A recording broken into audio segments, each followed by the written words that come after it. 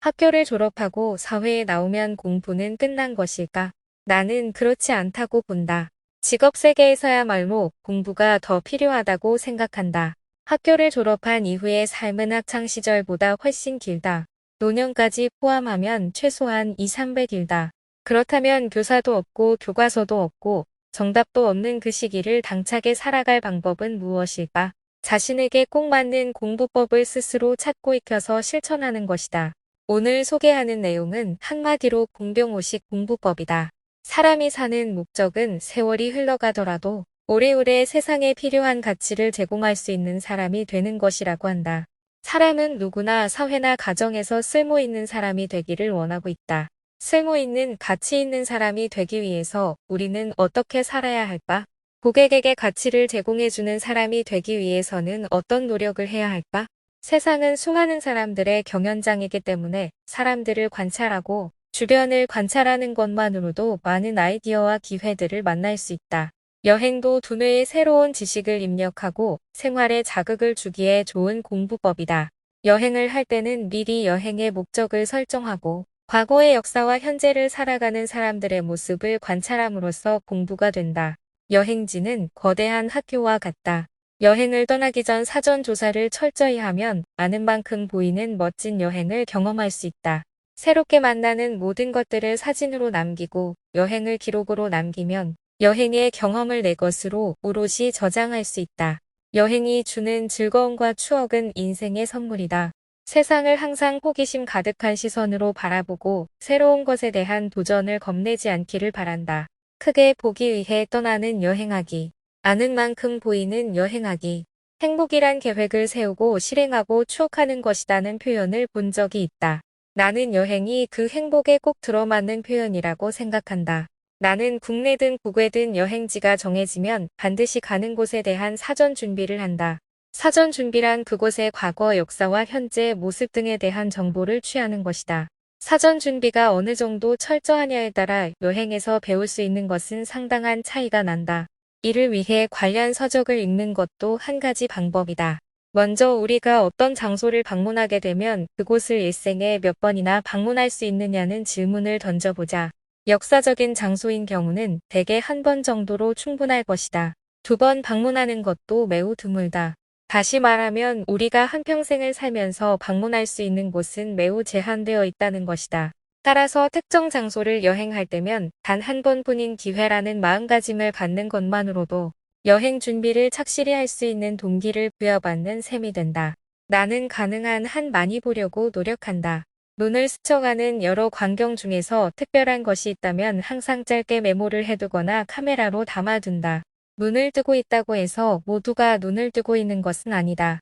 어떤 의미를 두고 대하는가에 따라 볼 수 있는 것들도 있지만 그저 스쳐 지나쳐버리는 것들도 있다.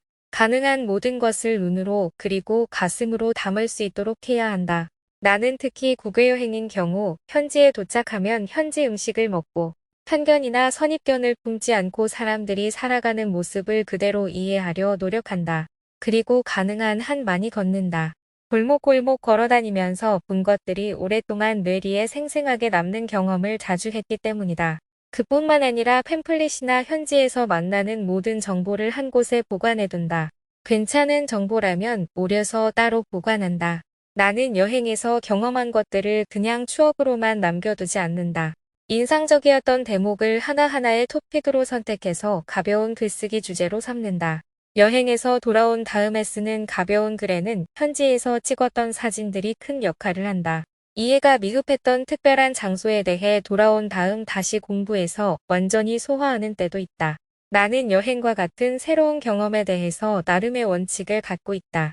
아무 준비 없이 그저 방문해서 휙 하고 둘러보는 일은 시간이나 비용을 사용하는 데서 그다지 합리적인 선택이라 생각하지 않는다. 이왕 한 장소를 방문한다면 사전 조사와 사후 복습을 통해 그 장소가 줄 수 있는 새로움을 완전히 자신의 것으로 만드는 과정이 필요하다. 여행의 경험이 쌓여갈수록 더욱 덜실히 느끼는 점이다. 우리는 여행을 통해 어떤 효과를 거둘 수 있을까? 새로운 것들을 많이 보게 될 것이다. 상품, 디자인, 진열장, 거리 풍경, 역사적 명소, 사람들 옷차림 등 이로 헤아릴 수 없이 많은 새로운 것들이 눈을 스쳐 지나갈 것이다. 그것들을 무심코 대하지 말고 강한 호기심을 갖고 찬찬히 지켜보라. 우리가 얻을 수 있는 최고의 것은 새로운 것을 만나는 귀한 경험 그 자체일 것이다. 정말 신기하다 혹은 정말 대단하구나라는 탄성이 입에서 나왔다면 강력한 인상을 남긴 정보에 속한다. 그것은 우리가 일상에서 접하는 다른 경험들보다 오래 남을 것이다. 나는 이 모든 경험과 이를 통해 얻은 지식이나 정보를 새로운 콘텐츠, 예를 들어 강연이나 대화, 그리고 책 쓰기 등의 생생한 사례들로 활용한다. 읽어서 알게 된 사실과 직접 눈으로 혹은 손으로 확인하면서 알게 된 사실 사이에는 커다란 차이가 있다. 사실 우리의 일상은 대부분 반복적이다. 물론 사람에 따라서는 그런 반복 속에서도 나름대로 새로움을 보는 방법을 갖고 있을 것이다. 그 중에서도 여행은 새로움을 더하는 멋진 일이다. 여행이란 준비하는 과정에서는 기다림이라는 설렘을 주고 돌아온 이후에는 새로운 자극을 제공한다는 점에서 가치를 가진다. 새로움이라는 면에서만 보면 여행은 생생한 자극을 준다는 점에서 유독 강력한 효과를 발휘한다. 여행이 주는 색다른 경험은 생생한 자극에서만 그치지 않는다. 새롭게 생각해 볼 만한 거리를 제공하기도 하고, 책을 쓰는 소재를 제공하기도 하며 알아야 할 새로운 연구 분야를 제시하기도 한다. 나는 여행을 다녀오고 나면 두뇌 속의 정보 저장고가 한동안 차고 넘칠 정도로 가득 차 있음을 느끼게 된다. 여행은 외로움과 동의어이기도 한다. 익숙한 장소를 떠나게 된다는 사실만으로도 자신을 제3자의 시각으로 되돌아볼 기회를 가진다. 자연히 자신에 대해 깊이 생각할 시간이 많아진다. 여행이 주는 외로움은 또 다른 차원의 외로움이다. 고대 유적지에서 느끼는 고적함은 혼자서 글을 쓸 때 느끼는 외로움과는 또 다른 모습으로 다가온다. 외국 여행은 새로운 것들을 배우는 데 큰 도움이 된다. 특히 젊은 날의 외국 여행은 평생을 두고 큰 자산이 된다. 깨달음, 배움, 추억이란 세 가지 면에서 젊은 날의 외국 여행 경험은 그 어떤 경험보다도 삶에 오랫동안 영향을 미치게 된다. 여행을 떠나기 전에는 사전에 준비를 철저히 하는 것이 필요하다.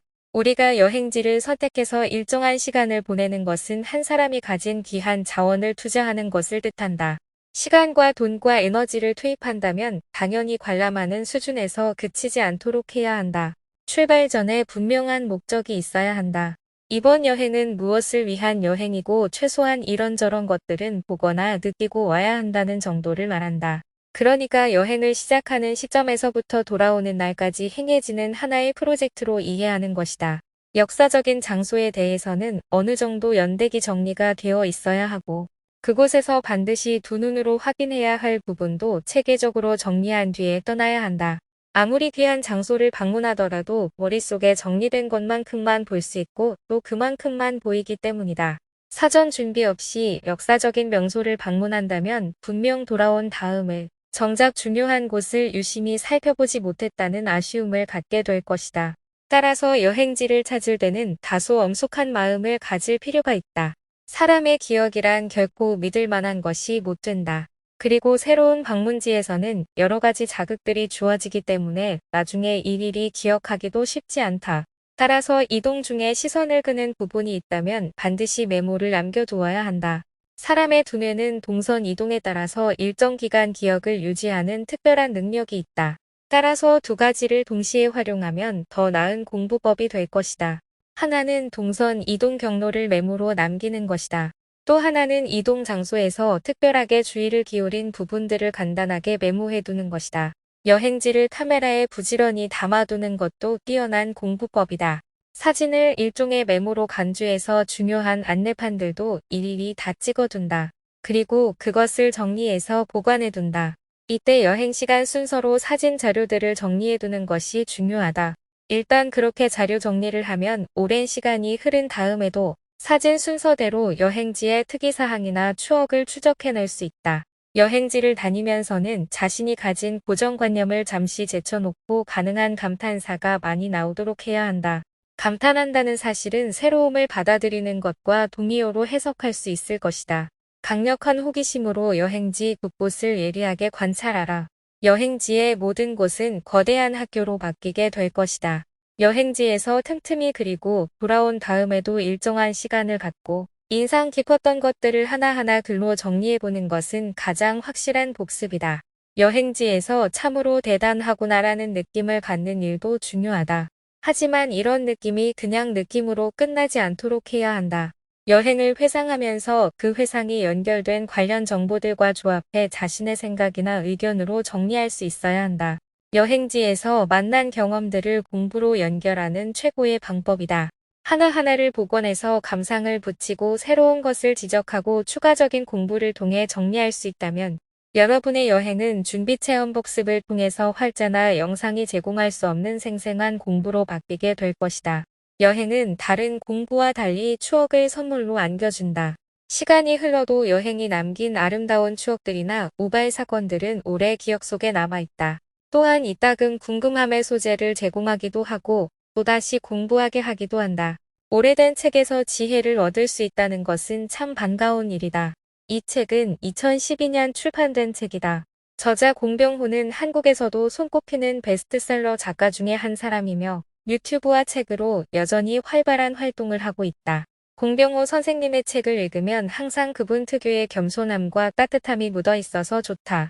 저자는 공부가 취미생활이고 특익이며 직업이라고 한다.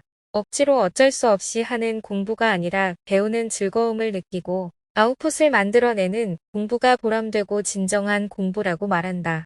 사람의 두뇌는 자신에게 쾌락을 주는 활동을 반복하려는 속성이 있다. 공부가 진정 재미있어지기 위해서는 습관이 되기까지 일정한 시간대에 반복하면 규칙성이 몸에 배어 효율적이다. 독서를 할 때도 책을 읽는 것만으로는 부족하고 직접 읽은 내용을 글로 정리하는 것까지 해야 한다. 그래야 쉽게 잊혀지지 않고 내 속에서 숙성되어 나의 양식이 된다. 멋진 내 인생을 위해 꼭 읽으면 좋은 책이다. 운명을 바꾸는 공병호의 공부법. 오늘 내용이 도움이 되셨다면 좋아요와 구독을 잊지 마세요. 감사합니다.